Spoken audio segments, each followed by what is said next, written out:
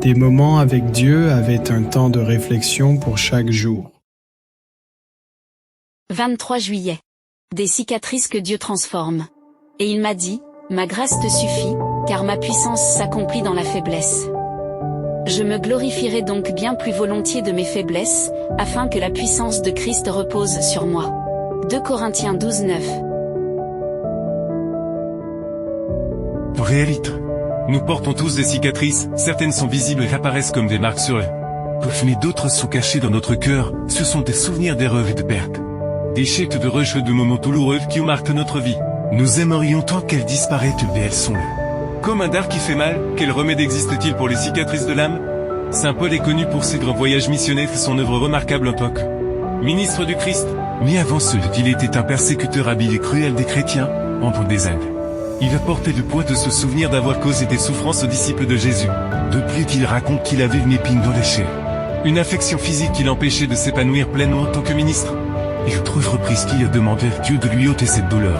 Cependant, la réponse de Dieu était que sa grâce lui suffisait et il ne lui plantait les douleurs. Mais lui plutôt donné la grâce de pouvoir les supporter. Cette même douleur était une cicatrice permanente que Dieu put utiliser comme preuve de sa transformation.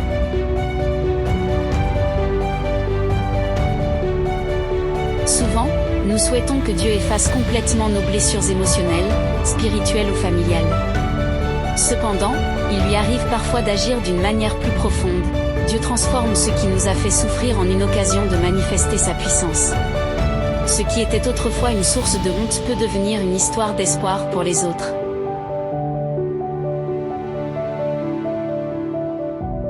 Pour porter ces cicatrices lui rappeler qu'il dépendait de Dieu, elles étaient présentes en permanence afin que tout qu'il était tenté par l'orgueil. Il puisse voir qu'il n'était rien sans la grâce de Dieu. De même, les blessures de l'âme peuvent nous apprendre et faire davantage confiance à la grâce divine, là où nous ressentons de la faiblesse. Dieu peut révéler sa force révélée de les douleurs et compassion peut naître. La vie est un échec. Un ministère peut voir le jour pour aider ceux qui traversent des épreuves similaires. Dieu ne laisse aucune blessure confiée entre ses mains sans en tirer parti. Il est capable de transformer les cicatrices les plus profondes en témoignages vivants de son amour et de son pouvoir de guérison. Dieu ne guide jamais ses enfants autrement que comme ils le feraient eux-mêmes s'ils pouvaient voir la fin dès le début et discerner la gloire du dessein qu'ils accomplissent en tant que ses collaborateurs. Qui connaît tes cicatrices que personne ne voit?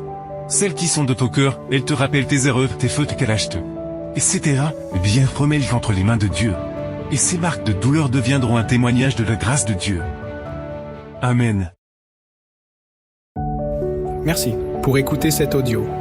Nous vous invitons à partager avec votre. Contactez et visitez le site web. Biblewell.com